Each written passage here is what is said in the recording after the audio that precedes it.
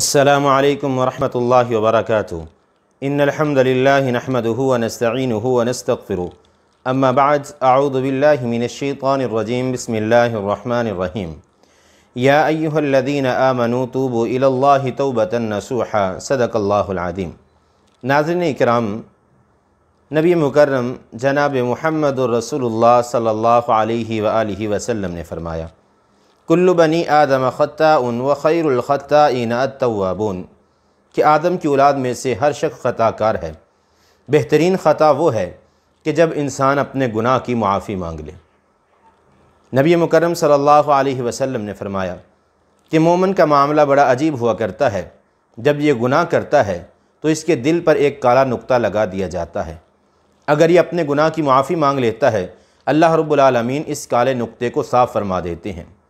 اگر انسان غلطی کر کے شرمندگی اختیار نہیں کرتا، اپنے گناہ کی معافی نہیں مانگتا، گناہ کے بعد دوسرا تیسرا مسلسل گناہوں کا سلسلہ جاری رہتا ہے، پھر اس کا دل زنگ آلودہ ہو جاتا ہے۔ نبی مکرم صلی اللہ علیہ وسلم نے فرمایا، کلا بل ران علی قلوبہم ما کانوا یکسبون، اللہ رب العالمین ایسے شخص کے گناہوں کو بھی معاف فرما دیتے ہیں جس شخص کے گناہوں کی وجہ سے اس کا دل سیاہ ہو چکا ہوتا ہے۔ ناظرین اکرام، وہ شخص جس نے 99 قتل کیے، ایک عالم کے پاس، عیسائی عالم کے پاس آیا، پادری کے پاس آیا اور کہنے لگا، میں نے 99 گناہ کر لیے، کیا میں معافی کا طلبگار بن سکتا ہوں؟ یہ کہنے لگا، تو نے 99 قتل کیے ہیں، تو کبھی معافی کا حقدار نہیں ہو سکتا۔ اس نے اس پادری کو، اس راہب کو قتل کر دیا۔ پھر ایک اللہ والے کے پاس گیا، کہنے لگا، میں 100 قتل کر چکا ہوں، کیا میرے گناہوں کی معافی کی کوئی وجہ موجود ہے؟ تو یہ راہب کہنے لگا، بالکل اللہ رب العالمین معاف کرنے والا ہے۔ ناظرین کرام، اللہ رب العالمین سورۃ نوح کے اندر اعلان فرماتے ہیں، فَقُلْتُ اسْتَغْفِرُوا رَبَّكُمْ إِنَّهُ كَانَ غَفَّارًا، اللہ رب العالمین فرماتے ہیں، تم اپنے گناہوں کی مجھ سے معافی مانگو، میں معاف کرنے والا ہوں، میں غفور الرحیم ہوں۔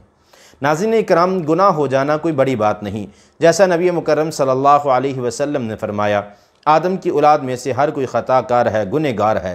اللہ رب العالمین نے انسان کو کمزور پیدا کیا، یہ جلد ہی شیطان کے وسوسات میں آ جاتا ہے، شیطان کے بہکاوے میں آ کر گناہ کر جاتا ہے، لیکن اللہ رب العالمین کو وہ شخص انتہائی پسند ہے جو گناہ کرنے کے بعد اپنے گناہ کی اپنے اللہ سے معافی مانگ لیتا ہے۔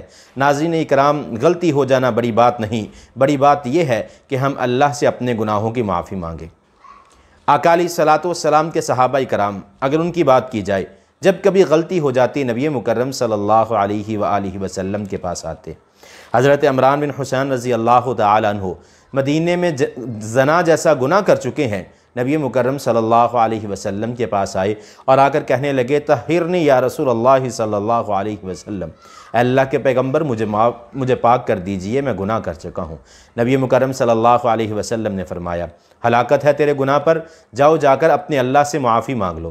حضرت عمران اٹھے، مسجد نبوی سے باہر نکل گئے، چند لمحات گزرے، واپس آئے، دل میں اطمینان نہیں تھا، دل میں یہ بات تھی، یہ گناہ کھٹک رہا تھا، گناہ بڑا ہے، اتنی جلدی اللہ مجھے کیسے معاف کر دیں گے، میں نے اللہ کی حد کو پامال کر دیا ہے۔ حضرت عمران بن حسین واپس آئے، نبی مکرم صلی اللہ علیہ وسلم کے پاس آئے اور کہنے لگے، طہرنی یا رسول اللہ صلی اللہ علیہ وسلم۔ نبی مکرم صلی اللہ علیہ وسلم نے وہی بات دہرائی کہ تیرے گناہ پر ہلاکت ہے، جاؤ اپنے اللہ سے معافی مانگ لو۔ تیسری مرتبہ آئے، پھر یہی بات دہرائی، طہرنی یا رسول اللہ صلی اللہ علیہ وسلم۔ آقا علیہ الصلوۃ والسلام نے فرمایا، اے عمران، جاؤ تمہارے گناہ پر ہلاکت ہے، لیکن اپنے اللہ سے جا کر اپنے گناہ کی معافی مانگ لو۔ چوتھی مرتبہ جب حضرت عمران بن حسین رضی اللہ تعالیٰ عنہ آئے اور آقا علیہ الصلوۃ والسلام سے فرمانے لگے، طہرنی یا رسول اللہ صلی اللہ علیہ وسلم، اے اللہ کے پیغمبر مجھے پاک کر دیجئے۔ نبی مکرم صلی اللہ علیہ وسلم نے فرمایا، فیما اطہرک، اے عمران کس بات سے پاک کر دوں؟ کہنے لگے، اللہ کے پیغمبر، میں نے زنا جیسا گناہ کر لیا، اللہ کی حد کو پامال کر لیا۔ نبی مکرم صلی اللہ علیہ وسلم نے فرمایا، اے عمران، کیا تم جانتے ہو جو بات تم کہہ رہے ہو، جو بات تم نے اپنی زبان سے نکال دی ہے، اس کی سزا موت ہے، تجھے سینے تک گڑا نکال کر زمین میں دبا کر پتھر مار کے رجم کر دیا جائے گا۔ حضرت عمران فرمانے لگے جی اللہ کے پیغمبر مجھے اپنے گناہ پر اتنی ندامت ہے، شیطان کے بہکاوے میں آ گیا، اللہ کی حد کو پامال کر دیا، میں نے زنا کر لیا، اللہ کے پیغمبر میں معافی کا طلبگار ہوں۔ نبی مکرم صلی اللہ علیہ وسلم نے صحابہ سے کہا کہ دیکھو ذرا کہیں اس نے شراب تو نہیں پی رکھی؟ ایک صحابی رسول کھڑے ہوئے، منہ کو سونگا اور کہنے لگے اللہ کے پیغمبر شراب کی بو نہیں آ رہی، اس کا مطلب یہ ہے کہ انہوں نے شراب نہیں پی۔